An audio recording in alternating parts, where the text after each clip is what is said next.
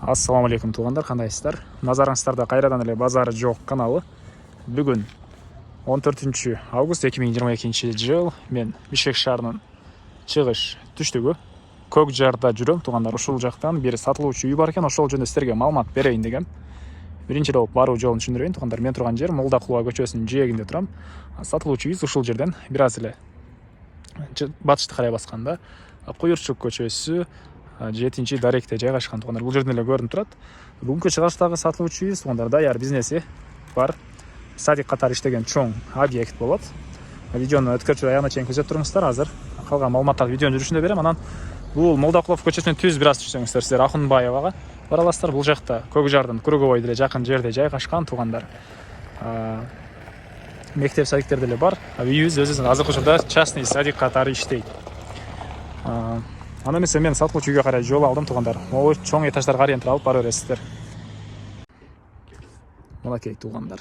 Келүү жолун түшүндүргөнчө бүгүнкү чыгарыштагы сатылуучу үйгө да жетип келип калдым. Бул мынакей үйүбүздүн көчө тарабы. Азыркы учурда бул үйүбүз садик катары иштейт туугандар. Сиздер деле алгандан кийин кааласаңыздар садик катары иштесеңиздер болот, кааласаңыздар үй катары деле жашасаңыздар болот. Көчө тараптан көрүп турганыңыздардай бурчатка чапталыптыр. Көрүп турганыңыздардай көчө тараптан кирпич менен тосулган. Дареги Куйурчук көчөсү 7-чи даректе жайгашкан туугандар. Эми короосуна кирип калган маалыматты берейин. Бул мынакей короосунун көрүнүшү. Жеринин аянты 4 сотук туугандар. Алды тарабы көрүп турганыңыздардай навес. Бул тарабы бурчатка чапталган. Үйүбүз жөнүндө айтсак 406 квадрат метр туугандар. Толук түрдө кирпич, биринчи этаж менен экинчи этаждын ортосуна плиталар тышталган. Бул тарапта подвал бар. Өйдө тараптагы там жагына деле плита тышталды туугандар. Кааласаңыздар 3-чү этажды деле кошуп алсаңыздар болот экен. Бул короосу жана айткандай эле азыркы учурда садик катары иштейт. Балдар отурган отургучтар, ойногон турник, ал жакта дагы ойногон жайы бар экен туугандар. Мынакей бул алды тарабы. Бул үйүбүздүн түштүк тарабы. Так, суу, свет бар туугандар, газ, природный газ бар, канализация центральный, отопление деле бар. Ал котел менен иштейт. Котелубуз көмүр, электр энергиясы жана газ менен үйдү жылытат экен. Бул кошуналар менен чек аралар. Көрүп турганыңыздардай кирпич менен тегерентте тосулган чек араларыбыз. Бул жакта үйдүн тышкарында туалет, ал жагында бир склад, бу жакта очоктор бар экен туугандар. Очоктор анда көргөзө кетейин. Бул жакта мынакей ракайын орнотулган, бу жакта очок бар туугандар. Ушундай көрүнүштө. Андан ары азыр эле туугандар балдар кетиптир садиктен. Азыр ички тарабына хозяин жыйнаткан учуру балдар чачып кетишет туугандар. Ошондуктан мен сиздерге биринчи болуп подвалны көргөзөйүн. Андан соң чыгып бул жактагы садиктин ичин көргөзөм. Бул үйүбүздүн түндүк тарабы. Бул жакта мондай бир аз жер бар экен. Анан так, бул жактан подвалга кирип кете алабыз. Окей, бул подвалдын көрүнүшү. Бул жакта дагы бир бөлмө. Окей. Бул жакта дагы бир чоң бөлмөсү бар экен. Негизинен көп эле ушундай чоң подвал бар үйлөрдүн ылдый тарабына үйдөгү машыгуучу зал кылып коюшат туугандар. Бул жакта бош экен, сиздер каалаган нерсеңиздерди кылсаңыздар. Бул жакта газ жана көмүр менен иштеген котелдор орнотулуптур жана электр энергиясы менен деле булар жылытат үйдү. Бул жакта менин оюмча көмүр кана окшойт. Бул жак склад экен туугандар. Бул жак склад экен. Эми короосуна чыгып калган маалыматтарды берейин. Так.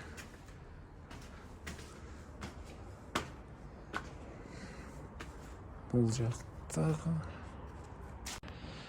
туугандар мен кайра үйдүн короосуна. Анан сиздерде машинеге кайсыл жактан машинени алып киребиз деген суроо туулса керек.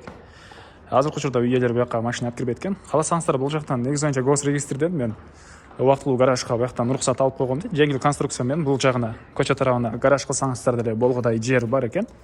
Кааласаңыздар ошол жеңил конструкция менен гараж кылсаңыздар болот. Бул жагына кааласаңыздар анан үйдүн алдын алып кирем десеңиз бияктан ворот орнотконго туура келип калат экен.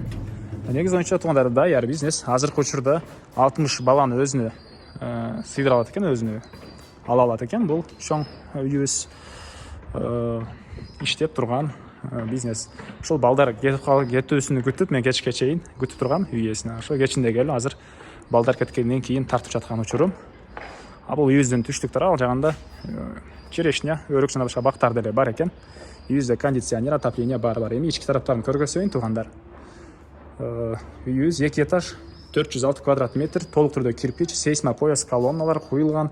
Биринчи этаж, экинчи этаждын ортосуна плита ташталып, анан эң өйдөңкү тамга деле плита ташталган. Кааласаңыздар үчүнчү этажды деле келен кошсоңуздар болот деген оюн айтты үй ээси.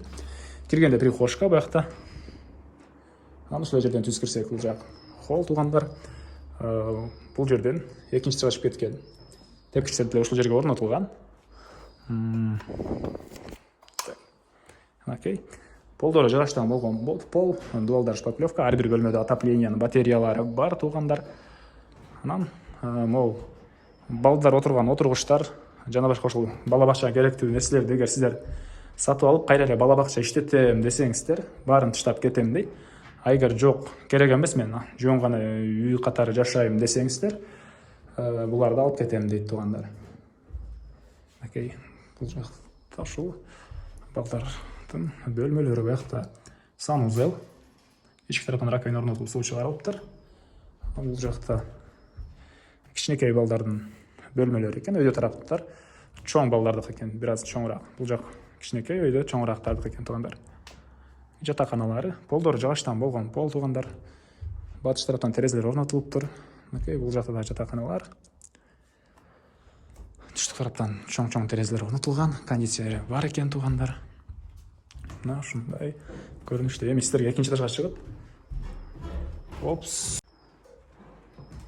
Бул жакка чыгып оң тарапка, сол тарапка кайрылсак, туугандар, кухня бар экен.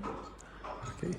Газовый плита бар, ички тараптан раковина орнотулуп суу чыгарылган, пол жыгачтан болгон пол. Батыш тараптан чоң терезе орнотулган туугандар. Мына ушундай көрүнүштө. Эми маалымат калды туугандар. Эми экинчи этажы калыптыр. Сиздерге азыр экинчи этажды көргөзөйүн. Ал жакта чоңураак балдардын жатаканалары, окуган жери бар экен. Бул мына тепкичтери. Мына ушундай жыгачтан болгон тепкичтер орнотулган. Түз чыксак, буякта коридор туугандар. Анан сол тарапка кайрылсак, бир спальный бөлмө. Потолок гипсокартон, дуалдар жидкий обой экен. Потолок менен жидкий обой окшойт. Чыгыш тараптан чоң терезе орнотулуптур. Анан бул жакта балдар окуган бөлмө экен. Окей. Булардын баары калат, эгер калтырып кет десеңиздер. Алып кет десеңиздер, алып деле кетерем деп айтты үй ээси. Потолок натяжной. Түштүк тараптан терезелер орнотулган. Отопление батареялары бар туугандар. Мына ушундай көрүнүштө. Анан түз элесек, бул жакта дагы бир жатакана бар экен. Окей. Жатакана. Негизи жатаканалар көп экен туугандар. 60 баланы өзүнө ала алат бул бала бакча. Анан иштеп турган бала бакчаны эмнеге сатып атат деген суроо туулса туугандар. Эми ар бир адамдын өзүнүн кандайдыр бир себептери чыгып калышы мүмкүн. Аны үй ээси менен звонок кылып кенен сүйлөшүп алсаңыздар болот. Негизи боюнча азыркы учурда иштеп турган бала бакча туугандар. Туугандар, бир нерсени айтуу эстен чыгып калыптыр. Биздин үйдүн бул жагынан да кирип чыксаңыздар болот. Анан бул жактан деле 7 апрель көчөсүнө чыгып кетсеңиздер болот экен. Аркы тарабында азыр сиздерге көргөзсөм чыкканга дагы жер бар. Ал полный тех паспортто баардык жерде документтерге киргизилген. Сиздер алсаңыздар, сиздерге караштуу болуп калат. Окей. Бул жактан кирип чыга аласыздар кенен туугандар. Окей. Ал жакта бир калитка дагы бар. Аркы көчкө чыгып кирсеңиздер болот. Мына тротуар куюлган. Мына ушундай. Эми бул үйдүн баасына айта кетели, $180,000 сүйлөшүү болот. Ээсинин номери экранда туугандар. Анан достор менен бөлүшсөңүздөр ушул видеону үй ээсине, мага кимдир бир ушул сыяктуу үй издеген болсо, ошол адамга да чоң жардам берген болосуздар. базар жоқ каналынан деп чалсаңыздар жақсы эле арзандатуу болот туугандар. Анда эмесе мен сиздер менен коштошом. Кийинки чыгарышка чейин саламатта калыңыздар.